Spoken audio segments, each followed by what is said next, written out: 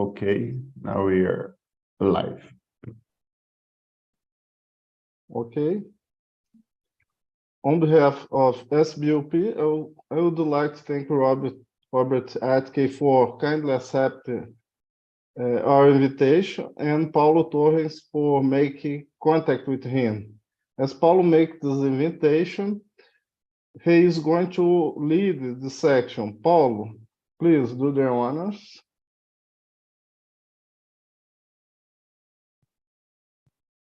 Sorry, the mic was off. Hello, everyone.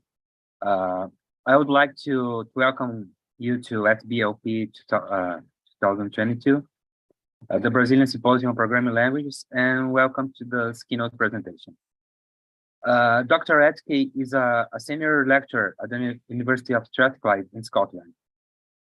He's also the leader of the mathematically structured programming group in there. He was awarded his PhD by the University of Edinburgh, and he has also experience working with static analysis for concurrent Java in industry. His research is mainly focused on programming languages and their application to resource-constrained computing, along with formal verification and scientific computing, where he applies the concepts from logic, type theory, and category theory in the construction of programming languages.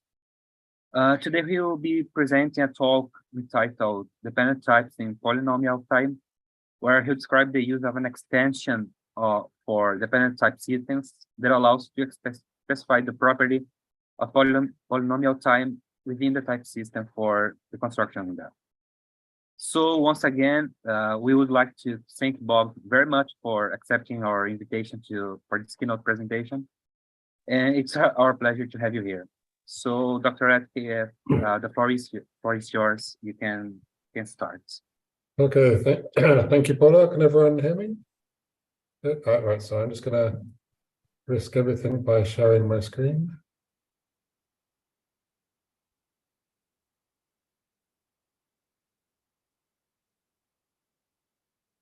Okay, can everyone see my slides? Okay. Yes? Okay. I'm just I'll try and keep the chat open while I speak, just in case anyone has any questions. So I'm very happy to be interrupted if you have any questions. So yeah, so this is some work that I've been doing on and off over the past few years or so on restricting programming languages which have dependent types to make sure that everything can be done in polynomial time. So I'm just going to try and explain my whole title throughout the course of this talk.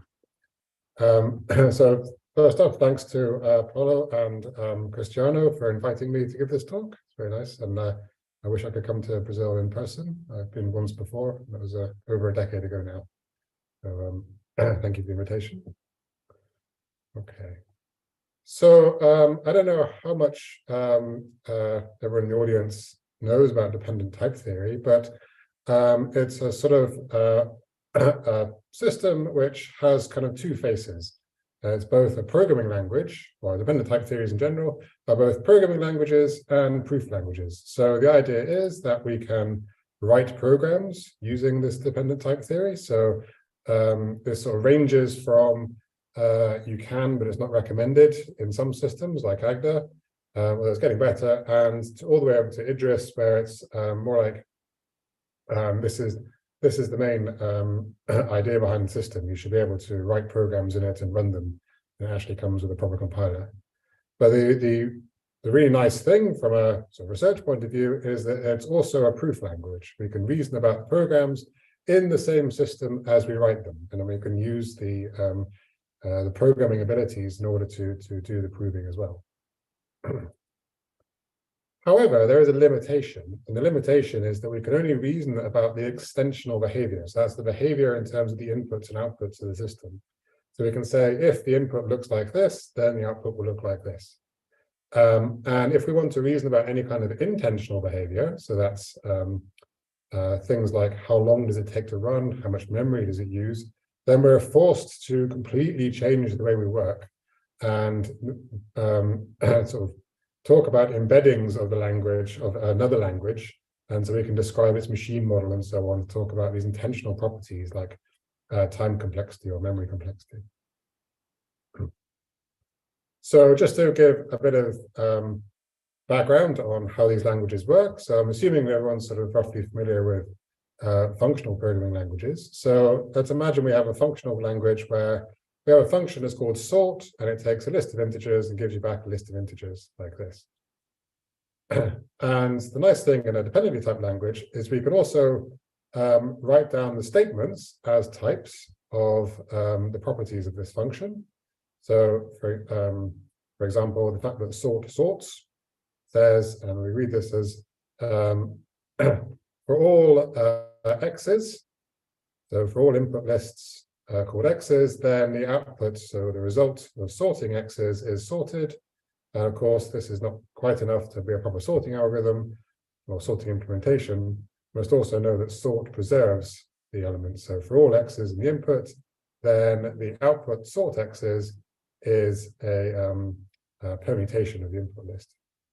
And we have many choices on how to do this. So there's this kind of extrinsic verification here, where we write sort to start with, and then we talk about its properties afterwards. Or we can talk about implementation and the properties at the same time. So we can describe sort as having this more elaborate type, where we say for all input list x's, the sigma means that there exists a y's, that's the output list, such that y's is sorted, and it's a permutation of the original input list. So we can combine into the type of the function its specification. So any sort which matches this specification is definitely going to be a sorting algorithm. But as I said, this only talks about the input-output behavior. We say if given any list of integers, then the output is sorted and is a permutation of the input. So what if we want to reason about the computational complexity of these functions? So one thing we could try is having a kind of predicate for complexity. So we kind of axiomatize complexity in the system. So this is how we might write that in a system like Agda. So let's say we're just talking about functions that take natural numbers and give back natural numbers. And then one could imagine that you could have a predicate called p time for polynomial time. We want to distinguish efficient-ish sorting algorithms from very inefficient ones. And this gives us something that's set value, so a set of evidence that it's a polynomial time. However, this won't work assuming the rest of the rules of type theory. So for instance, we could have two implementations of sorting. One is a quick sort, so this well-known, well, depends how you implement it, but worst case quadratic time algorithm. And by the normal rules of dependent types, we could prove that this is equal to this BOGO sort algorithm, which is the one which sort of tries all possible permutations until it finds one that sorts the list. Right? So this is this one on the right takes time that's n factorial. The one on the left is implemented properly, takes time n log n, otherwise it's quadratic. However, as far as the theory is concerned, these two things are equal because they have the same input-output behavior. And using the principle that equal things should be substitutable, then we would have to conclude from the fact that we knew quicksort was polynomial time, then we'd be able to conclude that BOGO sort is polynomial time. But we shouldn't have this, right? Because this just doesn't hold. So what we're going to have to do is not be able to axiomatize it like this, in this kind of simple way, but be able to adjust the theory, the type theory involved, in order to make sure that the functions that we can write are polynomial time intrinsically in the theory. And that's what I'm going to try and talk about in this talk. So in fact, I'm going to talk about two different ways of doing it. One is that a kind of implicit complexities. This is the idea of implicit computational complexities, that all functions are in a fixed complexity class. The first ones I'm going to talk about are all going to be in polynomial time. And then I'm going to show, using some ideas of Martin Hoffman, exactly how we can extend one of these systems to let the types tell us what the complexity of the function actually is. And let's see how we do that. Okay, yeah. So this talk, in summary, is going to be implicit and explicit typed complexity analysis for dependent type theory. So this dependent type theory will allow us a kind of very rich type system for stating properties about excuse me, programs, but we'll also be able to ensure that these programs will either be definitely polynomial time or be able to be explicit about exactly how many steps they take to terminate. And the challenge for this, well, the first challenge is how do we get a nice type system for implicit and explicit complexity in the first place? That's going to be the first part of the talk. And then the second part of the talk is going to be how do we integrate this with dependent types? This is quite challenging because of the way dependent types work conflicts with the typing discipline that we're going to use for the first part. Okay, are there any questions so far? Any comments?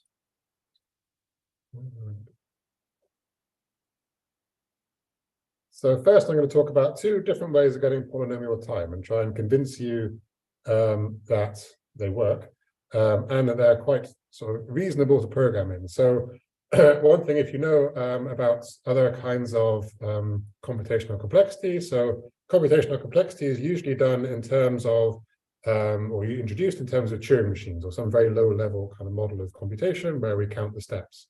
And this is kind of the base truth for what's going on. The idea behind implicit computational complexity is instead of doing that, we make a language where we can only write things which are in some particular complexity class. So rather than proving that something's in a complexity class by exhibiting a Turing machine which can compute it and then proving that it always terminates in polynomial time, we make a language where you can only write things in polynomial time. And thereby, by being a member of this language, we definitely are ensured that this thing will terminate in polynomial time. And indeed, the two systems I'm going to show you are in fact complete as well. So every polynomial time algorithm can be expressed in them.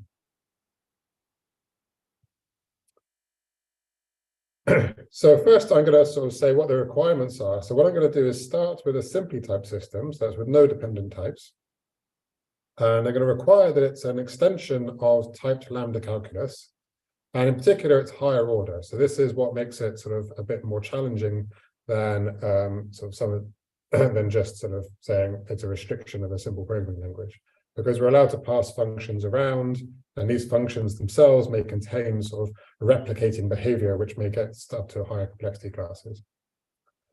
And these two other points are more of a kind of reaction to a lot of the literature on implicit computational complexity, which uses typed lambda calculus, but also to do data types, which is kind of essential because we're talking about things which take an input, which is a number or something.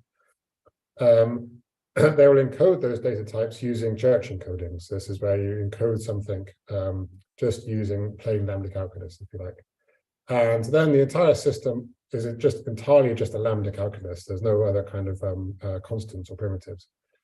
But this doesn't mesh well with the way that dependent types work. So it was tried originally to sort of have no data type definition capability in dependent types, but it turns out for both efficiency reasons and for foundational reasons, we want proper data types. We want to be able to say, we define natural numbers to be 0 and successor, not define them in terms of functions. So as I said, we forget dependent types for now, just have a simply typed lambda calculus with a natural number type natural numbers. It has two constructors, 0 and successor. So 0 is a natural number, successor takes a natural number and gives you the one bigger. And we have an iterator. So this is also known as system T.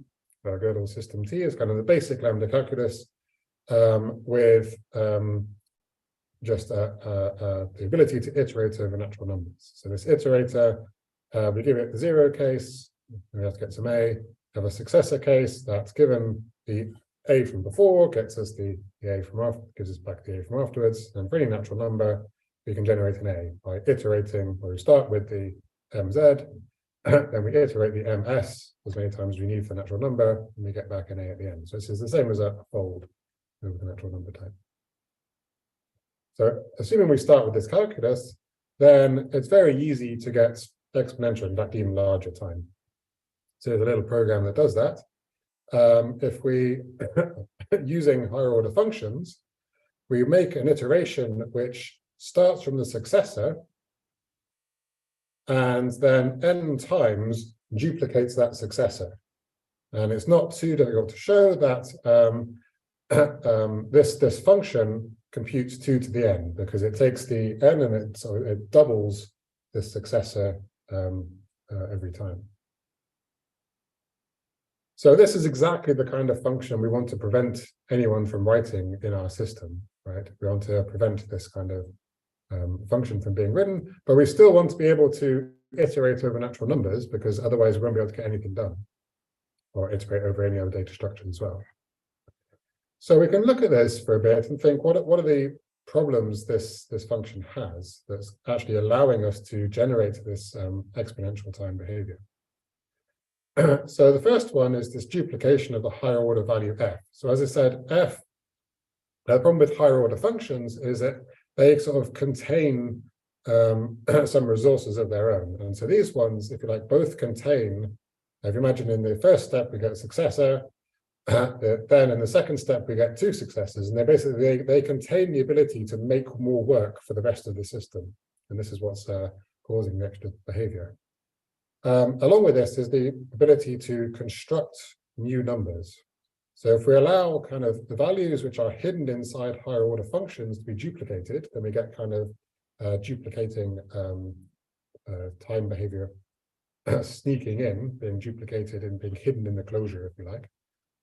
And also we can construct new numbers, which allows us to generate things, start with the original number, generate things which allow us to then iterate on them. So we can get this kind of unfolding behavior. So what we're going to do is severely restrict both of these things. So the first idea is linearity. So if duplication of f is a problem, then the obvious thing to do is to use linear types. There's a typing discipline where every variable is used exactly once. And I put used in quotes here because this is sometimes quite a subtle notion of exactly what used means. But roughly speaking, it just means for every function body, the argument of that function must only appear once. And this gets a bit subtle when you have conditionals, but that's the basic idea. And so this was originally proposed by Girard back in 1987.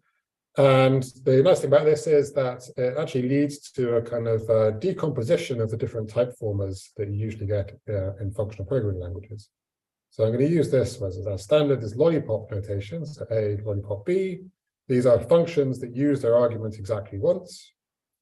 And A tensor B is pairs where you must use both components. So if you imagine like pairs in a language like Haskell, you have first and second, or in old style Lisp, you have car and coulda. You're allowed to project out the 2 sides. Here, we have to use both sides of the pair. And indeed, I didn't write it here, but there's another kind of pairs where you're only allowed to use one of the sides. And then the classic kind of thing that isn't allowed in linear logic is arbitrary duplication. So if we have some type A, or a value of some type A, then it's not possible to duplicate it in general.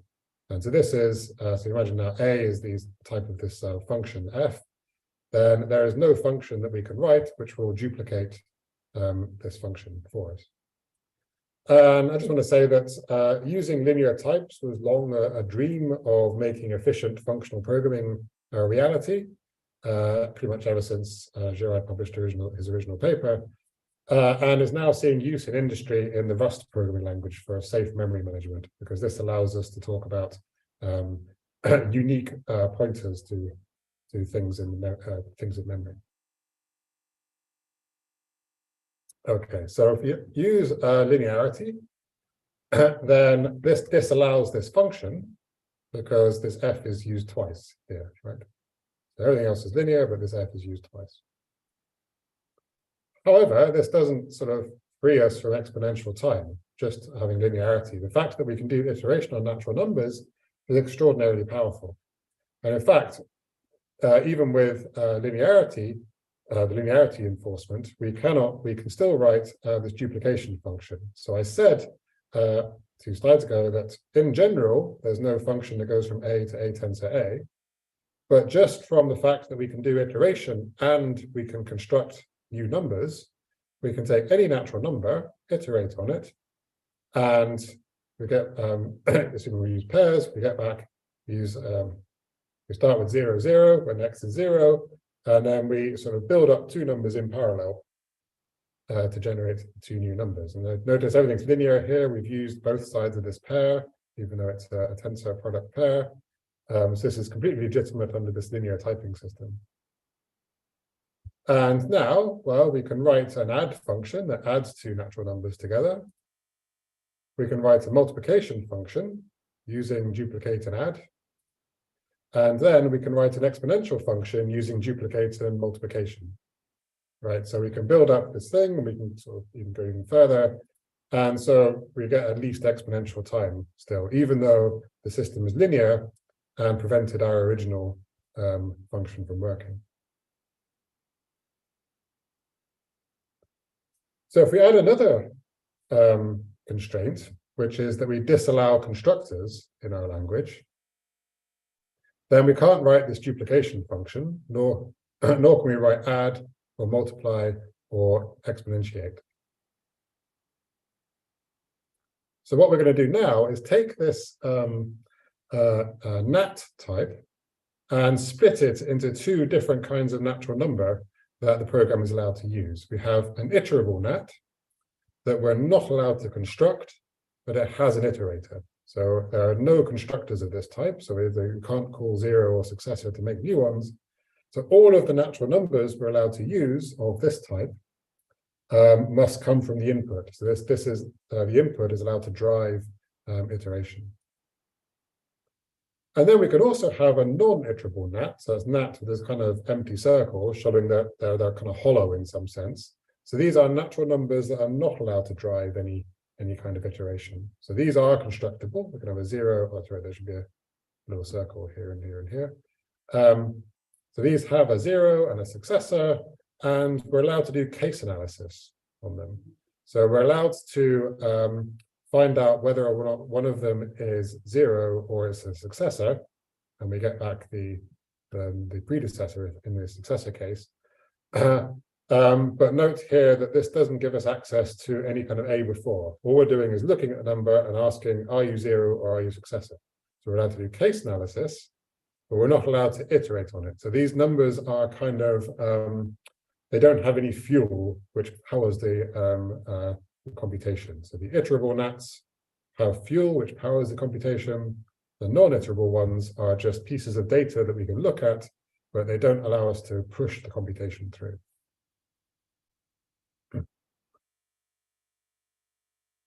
So, as I said, our only source of iterable natural numbers is the input. So that's what it comes from the outside world. So that gives us our resource to work with and the size of our input. And so what's going to happen is that the computation, if we restrict to this thing, the computation is going to be linear in the size of the natural number of fuel provided. So in fact, we've actually kind of gone too far and we've restricted to just linear time. In order to get polynomial time, so that's where the actual computation is polynomial, and the length of the computation is polynomial in the size of the input, we're going to allow duplications of variable of type nat. So, and then this gives us completeness. So you may worry, just for a second, that because what I showed you before was that duplication was a bad feature. But what's actually going to happen is we can't add 2 of these iterable nats together. So we can't reconstruct what we had before. So a duplication, but without the ability to call successor, is what's going to get us what we need. And then it's fairly easy to show that this is actually indeed a complete system for polynomial time. So if we're allowed iterable nats and duplication, so then let's assume we have some kind of non-iterable data structure called the tape, which represents the tape of a Turing machine. And we have a step function that simulates one step of some Turing machine on that tape. And we know that this Turing machine will always terminate according to some polynomial with natural number coefficients. So take Pn steps to terminate. Then we can always write a program which will iterate this S function that takes one step on the tape for the size of this polynomial. So we can get n iterations by just using iter n times.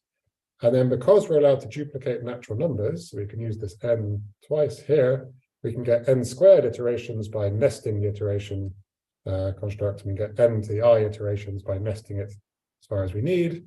And then we can compute the sum of these things by composing these one after the other. So we can make a great big program which will run S Pn times on the tape.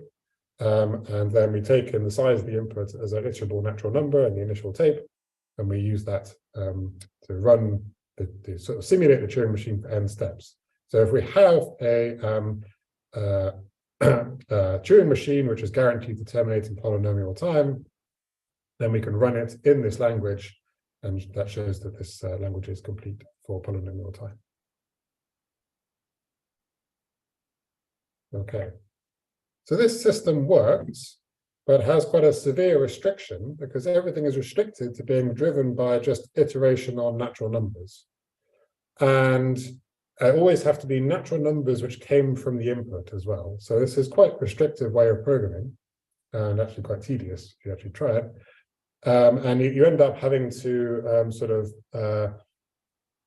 measure the size of everything. It's a bit like encoding any kind of structural induction you might want to do just in kind of induction over the natural numbers. And I think it's a fairly incontrovertible fact that some programs are much more easily expressible by iteration over trees or any other kind of inductive data structure. So what we can use to do that is a kind of variant of Martin Hoffman's sort of LFPL. This stands for Linear Functional Programming Language.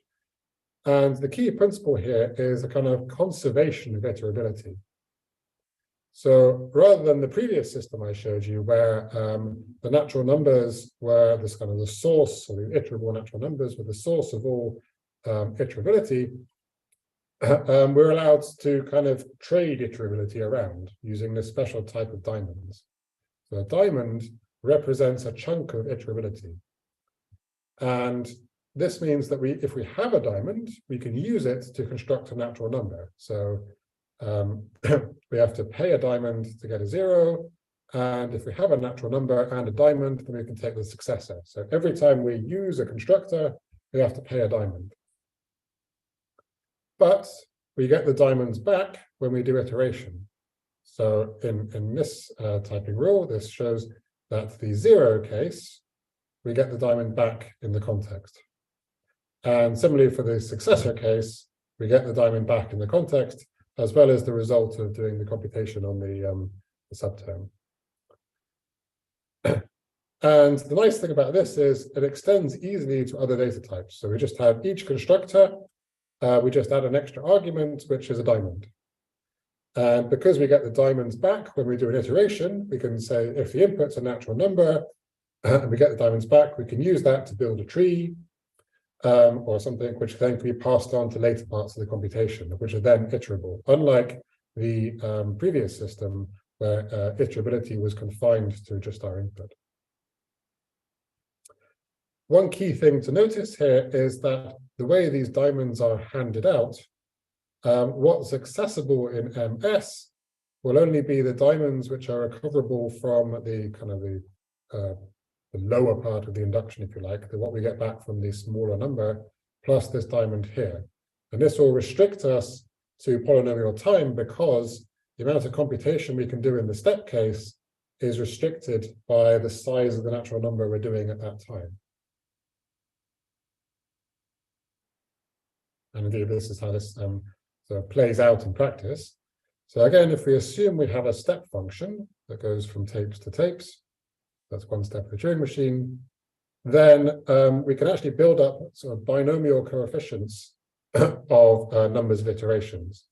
So to get n choose 1 or n iterations, then what we do is we take in this case, a natural number, which is the number of iterations to do. And then using the diamonds, we rebuild the natural number on the way out.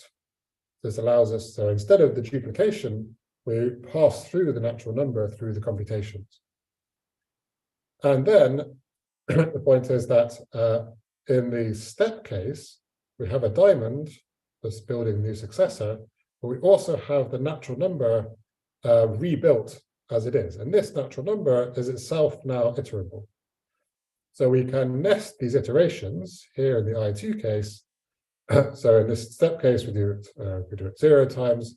In the step case here, we nest an iteration call to n1. And this will actually get us n choose 2 iterations in terms of binomial coefficients, because we're not producing a sort of square shape anymore, we're producing a triangle.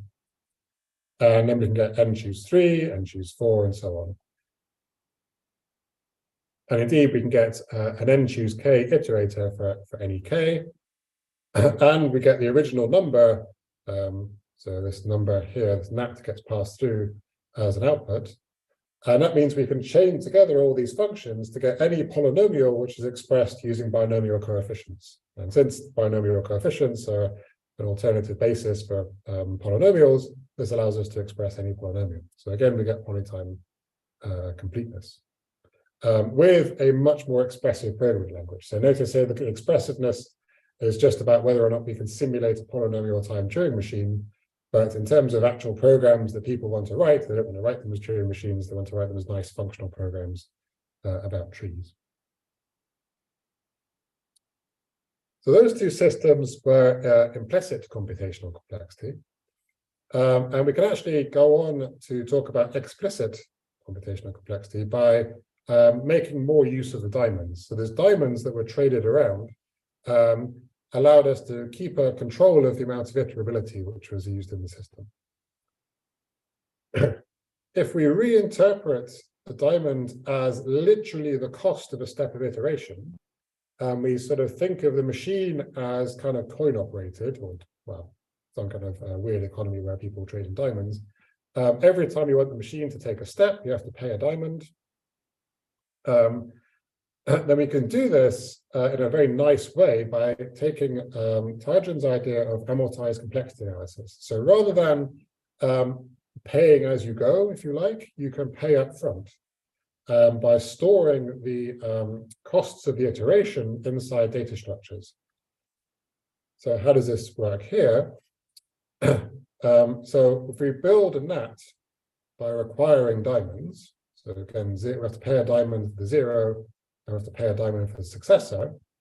If iteration no longer gives you them back, then we have a system where we can sort of think of the diamonds as actually literally paying for each time the iterator goes round the loop.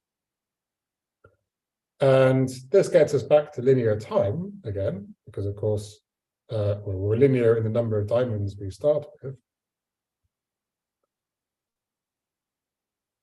But now we can do explicit counting with these diamonds. So one thing we can do is we could augment data structures to carry spare diamonds, which can be used for later on. So when we're doing this in a simply typed system is just to annotate data structures with the number of diamonds per constructor. So we have a natural number that's got p diamonds, or p+1 diamonds, then one of the diamonds will be used to iterate on that natural number.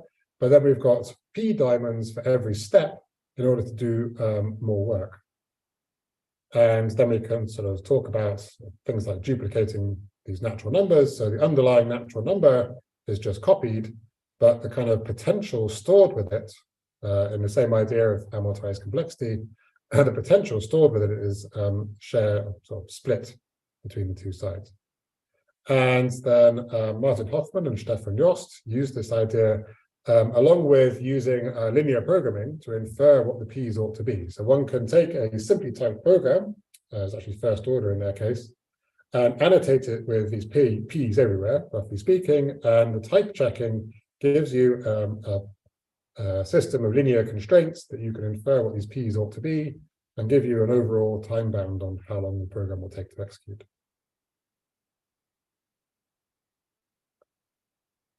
And then, because we can now talk about the diamonds explicitly, we can sort of play games with what these mean. So let's say we annotate a natural number with a sequence of numbers of diamonds, and then we in fact interpret this as one of these binomial polynomials, and attach that many diamonds to a natural number n.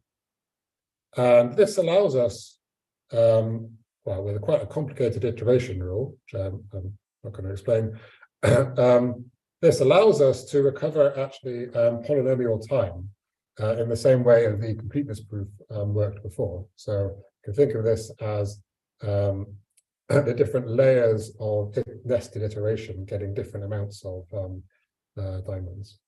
And this is an idea due to Martin Hoffman and Jan Hoffman in 2010. So that was the systems at a simply typed level for implicit and explicit measurement of computational complexity, or at least time complexity. So what I want to talk about now is how to adapt these systems to dependent types. First, I'm going to talk about why this is challenging, and then show the solution. And the reason this is challenging is because there's a kind of clash between type dependency. So this is this idea that we can have actual values in the types. So we can talk about the sorting program or something in the types. And the idea of using presence or absence of things in the types to talk about the amount of resource they use. So let's see how that works out. So in type theory, or not type theory in particular, we have typing judgments that look like this. If we have x1 has type s1, and xn has type sn, so these are variables that have been assigned some types, then that sort of validates or enables or says that m has type t. Now the point is that these variables in a dependently typed system have a kind of mixed usage. So here's an example, a kind of simple example. So let's say n is a natural number, and x is something of type fin n. So fin is the name usually given to the type of natural numbers which is less than the number. And note here that this n is just a plain old variable which is in the context, which just appears in the type. And it's a very simple program. All it does is sort of copy its second input to the output. So we might say here that this x is actually used computationally, like it's actually part of its real input, and it becomes part of the output. This n here is not really used. If you're implementing this program in a language which didn't have dependent types, then you might say that x is just a type nat, and it returns a nat, and then there's a kind of in the documentation, or you might write in some of the logical system, that this number is less than n, and it guarantees that the output is less than n. And in a dependently typed system, these two uses are mixed up together, even though n is purely used just in the types. It's not used in the program part here at all. Now this clashes with how linear logic works. So here's a very similar looking typing judgment. Except now I've used x and y instead of s and t to emphasize that I'm now going to talk about linear types. And the way that linear logic works is the presence of a variable in the context records the fact that it's used. So each of the xi must be used by m exactly once. And so if something does not appear in the context, then it can't be used and won't be used. And if it does appear in the context, it must be used. This is how linear logic uses the context or the list of assumptions for the typing judgment to control resource usage. And this is very powerful. There's been a lot of research into using linear logic to obtain insight into computational behavior, whether that's time complexity or memory safety, as in Rust. So if we go back to our typing judgment for dependent types, this is about as simple as you can get in making it difficult. How can we read this judgment linearly? So we have n in the context, but it's not used computationally. But n appears twice in the types. So we can't even say there's simultaneously n is not used, but also used more than once, even though x is used precisely once. So is n even really used at all? So if you think about how this program actually runs, it gets a spare input nat, n type nat, and x, nothing happens to the n, and the x appears at the end. So one way of solving this problem is to have so-called split context systems. So now I replaced the comma that was between the n of nat and the x of fin with a vertical bar. And this separates the intuitionistic or unrestricted uses, so these ones on the left of the bar, from the linear uses on the right of the bar. And now we sort of partition our assumptions into two different sorts. We have the ones which come the intuitionistic data over here, upon which types can depend, but we have linear data over here on which types cannot depend. And this kind of idea, well, in a simply typed setting, the kind of idea of having split context goes back to Andrew Barber's PhD work in 1996. And then in terms of dependent types, so Servasato and Fenning in 2002 did it for a logical framework, and then for sort of full dependent types, there was two papers roughly at the same time by Krishnaswamy et al. And Matthias Harker, where they sort of fully worked out what this kind of system means.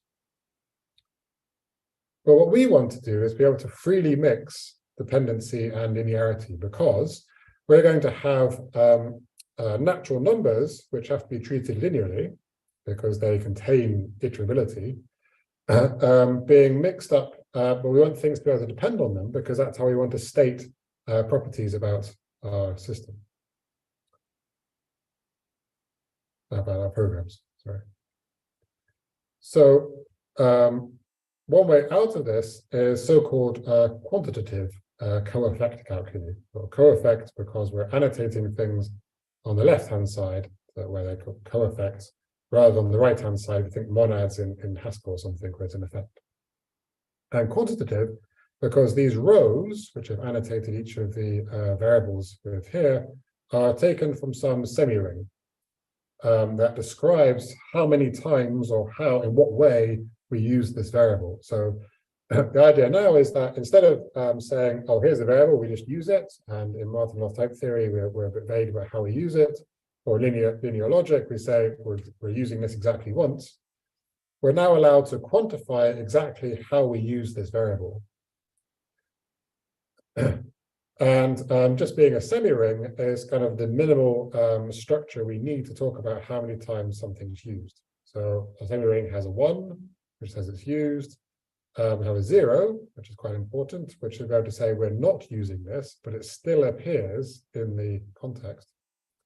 We need to be able to add up the uses because we have sort of two subprograms that use it separately. And so we apply a function to its argument, then we add up the uses from the two sides. And multiplication, the other part of the semi-ring, which allows us to do, have nested uses. So something which uses like a function that uses its argument multiple times. And these kind of systems in a simply type setting, sort of there's sort of a strange explosion in 2014 where there was 3 papers published. In fact, these last 2 papers were published at both the same conference. Talking about this kind of system, slight variations between them. So the idea is we're going to try and pursue now is the goal of adapting it to this computational complexity is to adapt it this idea of annotating variables with how they're used with dependent types to make it work for dependent types. So an idea that was due to Conor McBride is to reuse this apparently useless thing which is in these quantitative systems, which is we're allowed to say that something is not used in the judgment, and so well, okay, well, why don't we just not have it then? if we allow this zero usage data to appear in the types, so before I had this n, which didn't appear in the term, but did appear twice in the types.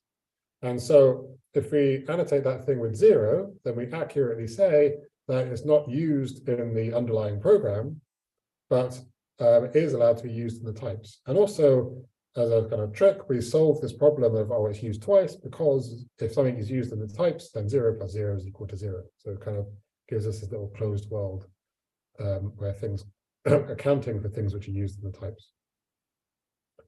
So our typing judgments now will look like this.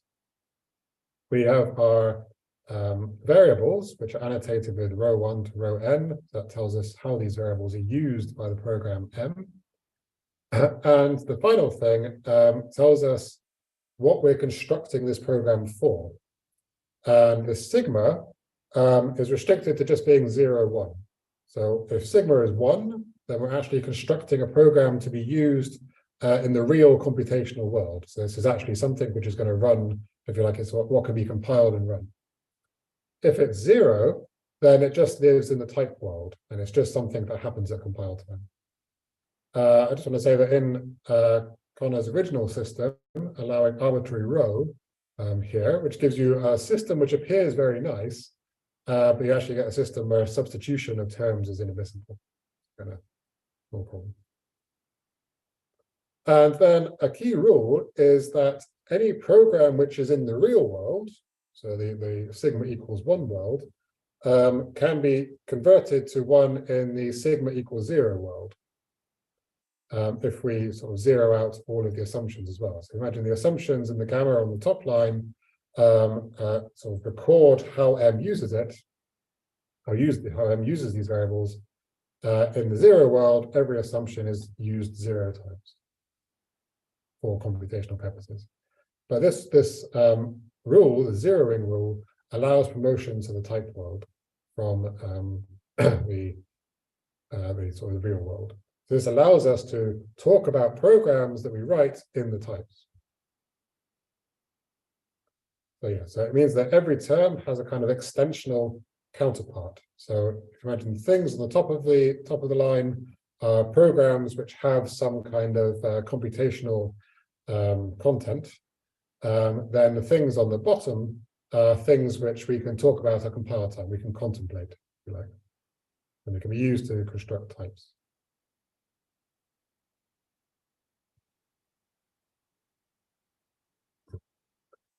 So the question now, in adapting this kind of system for these computational complexity ones, is what kind of linearity, what kind of semi-ring do we need?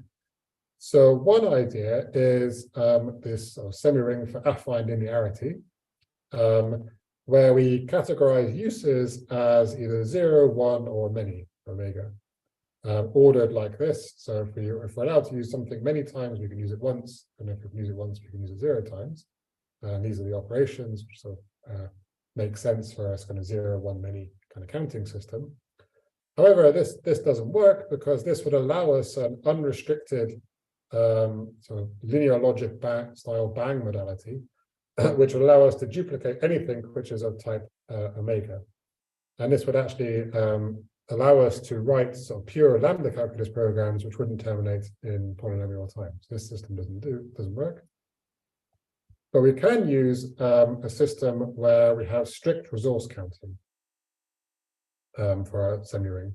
So we're just going to annotate each of the variables with the number of times it's used, the strict number of times it's used. And we're allowed to sort of weaken this to say, promise we're going to use it 5 times, but really only use it twice. But we're not allowed to say we're going to use it as many times as we like. So using these ideas, we can go back and write down a dependently typed system for programs which only operate in polynomial time. And so here's 2 of the rules for diamonds. So this rule, so dependently typed systems get a bit more bureaucratic, but this rule basically says if gamma is a well-formed context, then assuming nothing, no uses of the things in gamma, we can say that diamond is a type. So now we have to be very careful about type formation. And this other rule is an introduction rule for diamonds. So this is a little bit strange because I said that you can't construct diamonds by yourself. They all come from the input. Like the program itself cannot create its own diamonds. But we can if we're in the sigma equals 0 fragment. So diamonds are free in the types. So this allows us to do unrestricted computation in the types, but they have to be paid for in the computational world. So this is like when we're thinking about the program, we can run it as many times as we like. When we actually run the program, we have to pay for it. So now we can use these diamonds to pay for the construction of zeros and successors. This is a kind of rephrasing as typing rules, the types I gave before. So we need a diamond to build a natural number from 0, and we need a diamond and a predecessor to make the successor natural number. So notice when sigma is 0, then we can just apply these because we can make diamonds for free in the 0 fragment. And now we can give a kind of full-powered natural number elimination for iterating over natural numbers. And so this looks kind of scary, but it's basically doing the same thing as the iteration rule I showed you before, except now due to the type annotations, the dependent types, this A is now a predicate on the natural number. So this looks more like an induction rule than the iteration rule we had before. So if A is a type or predicate that depends on a natural number, then if we can prove it in the 0 case, and we can prove it in the successor case, then at the end, we know that A is true for the natural number we started with. This gives us the reasoning capability married with the polynomial time restriction, because we're dealing with the diamonds and the linearity everywhere. One crucial part is that the n in the step case, which is required to make it type check, is not available for computational use. So this means that the m here cannot use n, so the step case cannot use the predecessor. If it wants the predecessor, it has to compute it. If we allowed access to the predecessor, then somehow we'll be sharing resources between these two parts of the computation, right? We'll be sharing resources from the natural number we're using to generate the computation with the result of the computation. This would violate our polynomial time property. Now, given this and dependent types, then it's possible to encode many data types. So for instance, it's possible to define a type of so-called vectors. So a vector of type A takes a natural number and gives you a type or a set. So this allows us to talk about lists of a certain length, and we can just do this by iteration on the natural number. And then we can define lists as a pair of the natural number and a vector of that size. So we can, just starting from natural numbers, we can start to build up a kind of library of data types. Or we can also provide a kind of data type definition capability, which just makes sure the diamonds are properly used to pay for the constructors. And we can also do this amortized analysis system I talked about as well. So if we allow now unrestricted introduction rules for the natural numbers, so we're just allowed to build zeros and successor, but we have a sort of type of diamonds, which does this binomial coefficient thing I talked about earlier, then we can sort of add the split, join, and shift operations, which allow us to manipulate the amount of diamonds we have. So, for instance, this splits some sort of collection of diamonds into two collection of diamonds. So if you imagine this is kind of the fuel we have for doing the computation, we can split it into two halves, or we can join it back together, and we can do a shift doing one step of the computation. And using these, it's possible to program directly the kind of analysis which the Hoffman and Yost system was doing using the linear programming before, and even go beyond that and be able to program it in cases where that analysis is incomplete. And then, yeah, we get the elimination case for the natural numbers. So again, we have this predicate A, which depends on an X. We can prove for the zero case and the successor case for any natural number N, as long as we have as many diamonds as is required to do N iterations. So here we're explicitly paying each iteration. We're sort of saying, I want you to do N iterations, and here I have a bag with N diamonds in to pay for this. And yeah, we can get nested iteration by passing through enough diamonds to pay for it. So that was the presentation of the system. Now I want to sort of try to convince you that this system is actually sound. So I've presented kind of informal arguments for why this sort of system is sound, but the sort of technical reason is a realizability construction due to Martin Hoffman and Ugo Delago. So this is a slight modification of what they did for simply typed systems. And the whole idea is based on an idea called resource monoids. So these are what we're going to use to account for the difference of resources between inputs and outputs. And this is a sort of overly clever way of presenting it.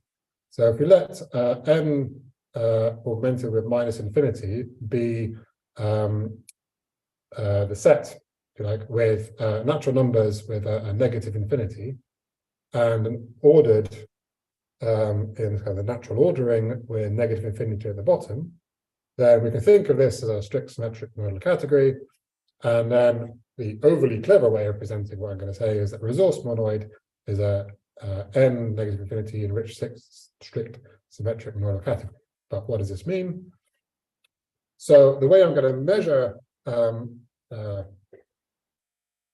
complexity is by saying, right, we've got some commutative monoid. So this is going to be kind of ways of measuring how much iterability there are in each of the data types. And then there's an operation, which is a kind of difference operator, which I write just as M as well, that takes two elements of M. That given two elements of M gives you a natural number such that it's always greater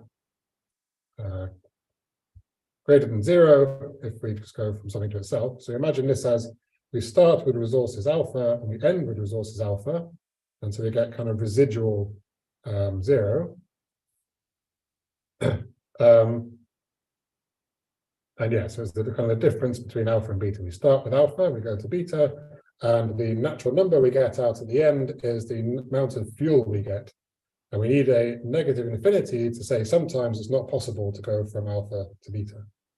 And this must satisfy this kind of strange triangle property, which says that the resources required going from alpha to beta plus resources going from beta to gamma must be less than anything which goes in between. And also this kind of pairing property, if we can go from alpha to beta, then we can also tack on a gamma at the side as well.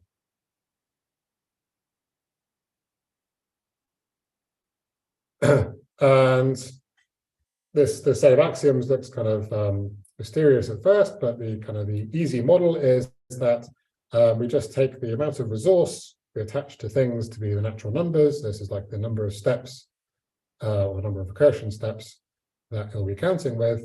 And then this differencing operation takes the difference between the two. So we start, sorry, start with M, we go to N, and we take the difference, if we can do that. Otherwise, it's minus infinity. So either we can get from the start to the end, or we have this null value of minus infinity. A more sophisticated model is where, and the one we actually use for the implicit time systems, is one where we take the things to be pairs, an N and a P, So n is the amount of iterabilities. That's kind of the number of diamonds that's actually stored in a kind of concrete data structure. And p is a polynomial with natural number coefficients. And this represents the kind of live weight of a value. So n is kind of the dead weight. This is just what it has intrinsically, the number of diamonds in it. The polynomial is, okay, if you apply me to something which has n diamonds in, then I will be p of n steps before I terminate. And then the way they add up is just pointwise.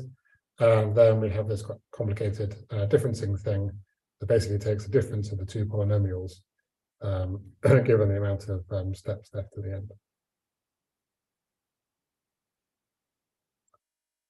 And there's a modification of this where we take the maximum instead, which works with the system for the constructor free system that I showed you first.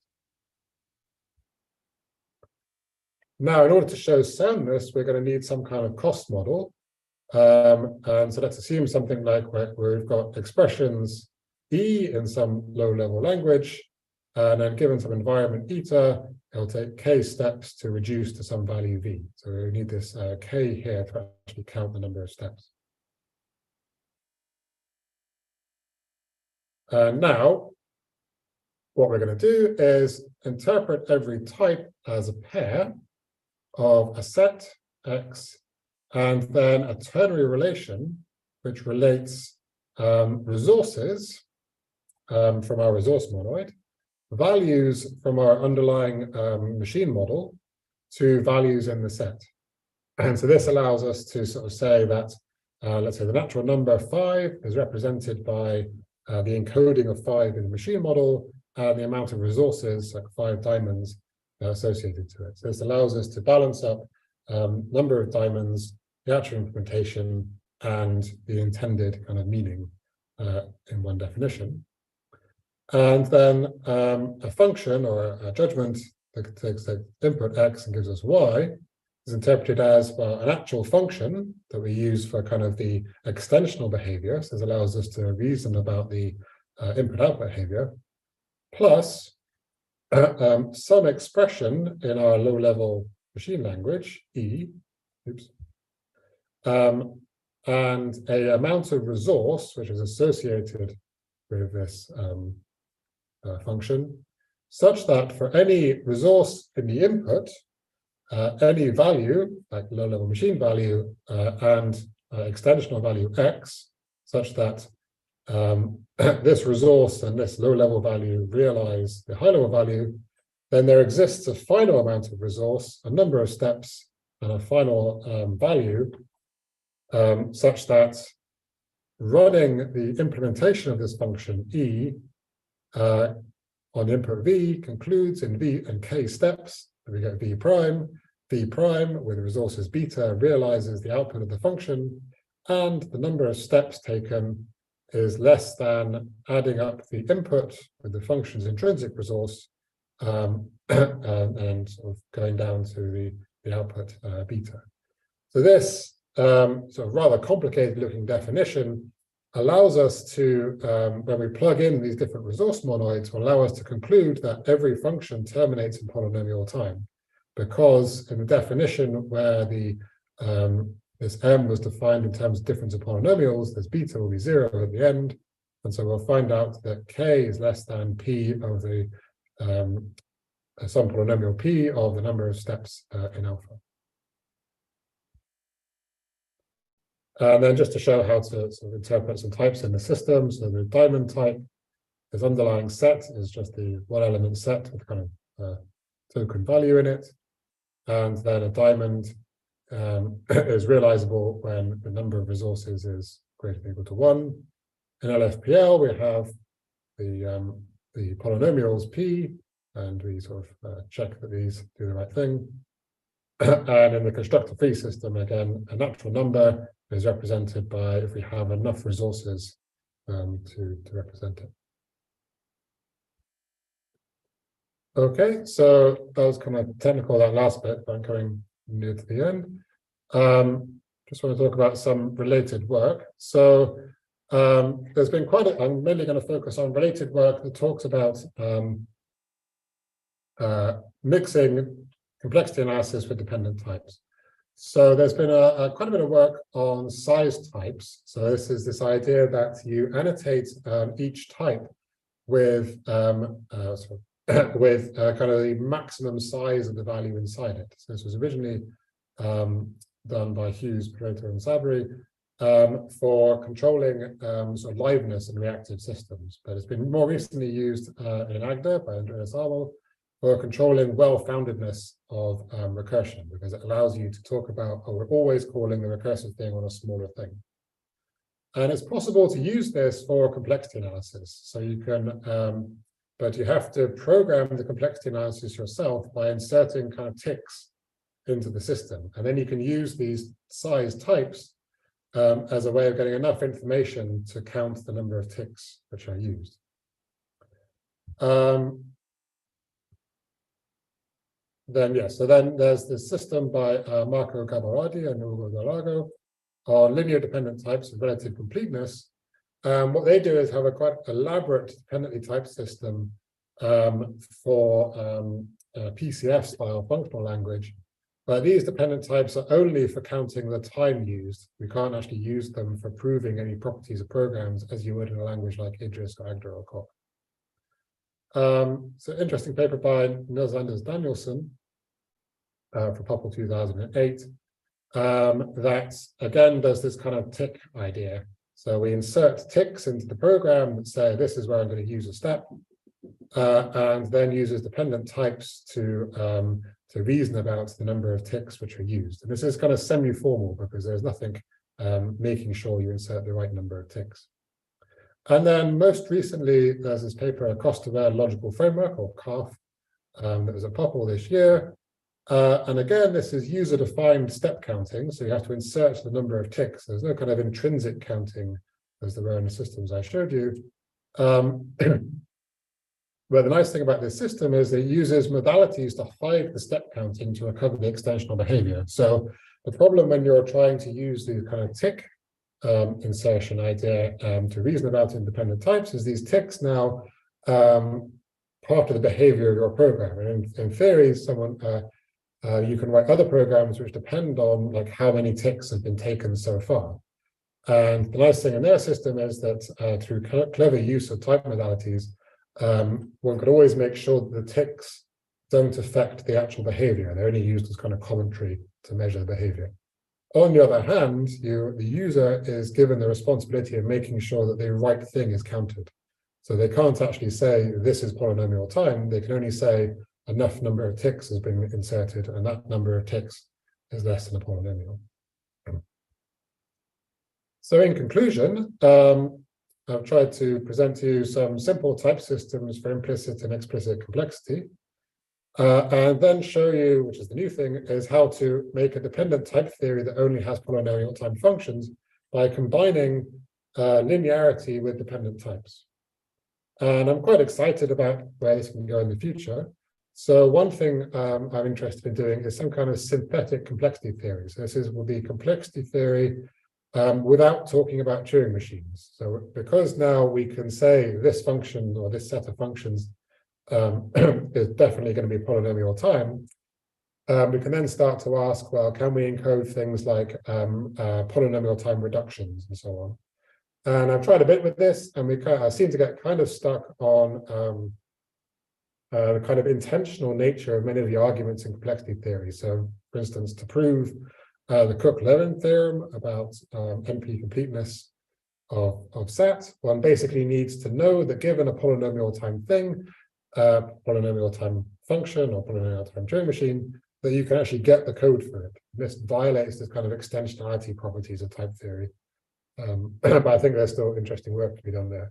And there is some work coming from the synthetic computability theory, which is kind of a sister field, which may be of help.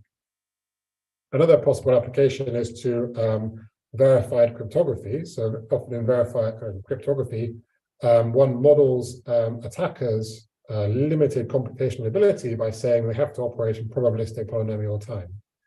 And so hopefully So this, as far as I'm aware, has mostly been axiomatized in current systems for dealing with sort of formalizing complex cryptography arguments. But at least here now we can quantify over all polynomial time functions. And I think finally, I think there's an interesting amount of work to be done on constructive mathematics where we restrict the constructions to always being in polynomial time. So it's often said that a system like Hoch or Agda is for constructive mathematics, where all proofs are actually computable and give you a construction. But one could argue that if that construction is actually exponential or worse complexity, then it's not really a construction which is worthy of the name. They should all actually be in polynomial time. And I think the system I've presented to you here doesn't actually allow you to say that. So that's everything I have. Thank you for listening. I'm happy to take any questions.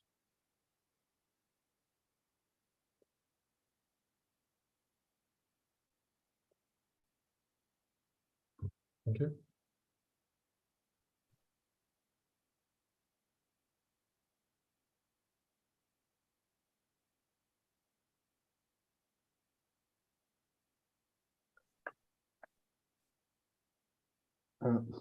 Robert, do you think that is in the future it will be possible to do something like that more friendly way, so that a programmer who not expert in type system can use it?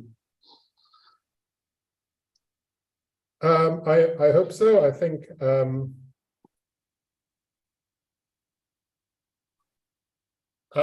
at the moment, like, you have to be aware of the restrictions which are applied by the type system and work around them. So it's not the case that you type in something which is not polynomial time and you get a nice error message saying why not and how to fix it.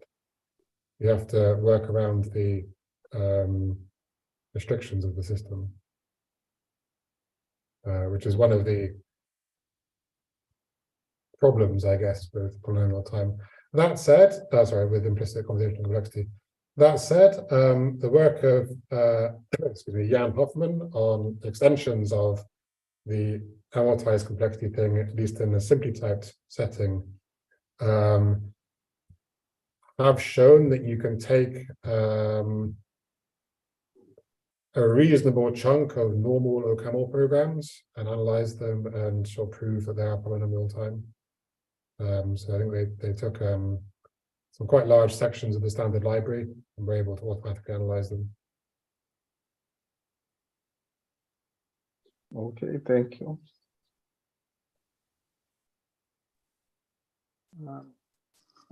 Hi, Robert. Really nice talk. I have two little questions about it. First, do you think it's possible to, let's say, using something like liquid types in order to ease the task of verifying if a function has could be typed with a polynomial type complexity, and also if it's possible to express such, let's say, polynomial typing constraints on the execution time of the function using something like a monad, or for instance, like McBride's paper, Turing completeness totally free. There's the general monad. Would be possible to, like, say, let's some sort of morphism like he do for, let's say, the fuel-based recursion? Okay, so to your first one on whether you could do something like liquid Haskell, so there was a paper recently by Liquid Haskell people where they did something, but the details have left my mind at the moment. But yes, in principle, so the technique I proposed here quite heavily relies on linear types, and I think the liquid Haskell approach relies a bit more on kind of explicit reasoning, about how resources are split, things like that. But indeed, I think let's go all the way back to this idea about having explicit split, join, and shift things. The constraints which are sort of implicit in these could indeed, I think, be discharged through an SMT solver in a kind of liquid Haskell style. Your second question,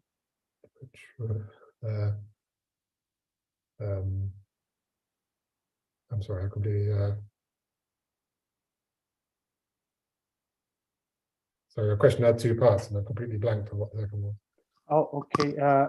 It's because some time ago I read the paper Turing completeness. Oh yes, yes, yeah. Totally free, and Yeah. I asked if it's possible, let's say, to represent a morphism from the general monad into an interpretation that will ensure polynomial time computation from the uses of the syntax of the general monad.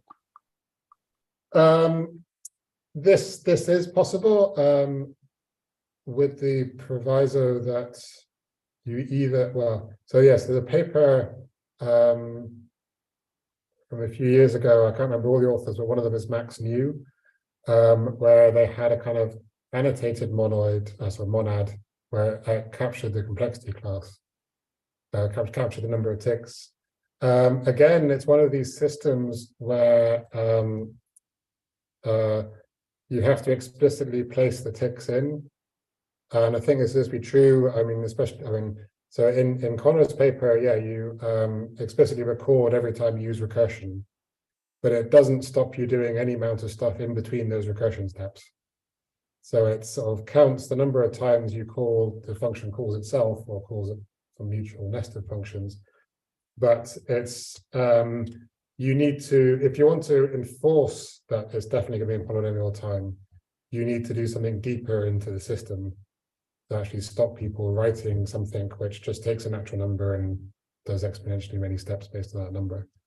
So yeah, it's certainly possible, and you can build it in, and it turns out to be one of these kind of Dijkstra monad type constructions where you index a monad by another monad. But again, it relies on programmer honesty, I guess, is the thing, to make sure they put the right number of ticks in, or count step counts. Yeah. Okay, thanks, Robert. So we have a question here from YouTube. The main idea shown here is to control the necessary iteration of polynomial functions, transforming them to the linear function programming language idea of Martin law, or is it something more intricate than that? It's to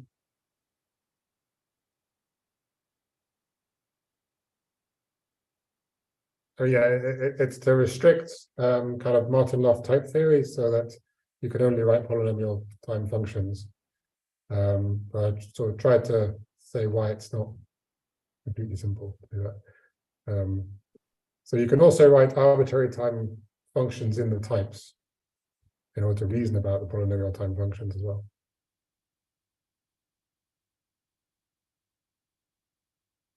Okay. Are there any more questions?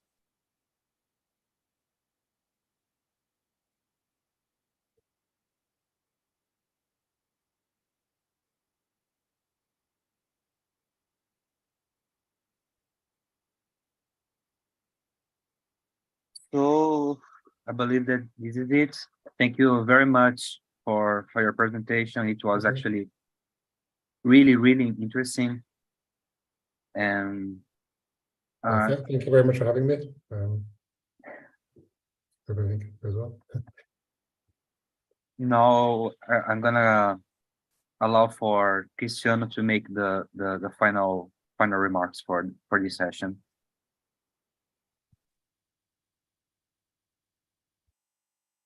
Thank you very much. Thank you very much, Robert. It's a pleasure to have you in SBLP.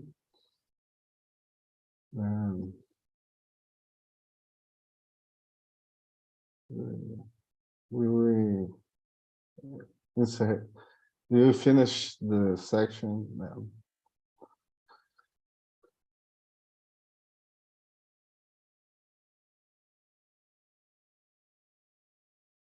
Sérgio, you are on mute.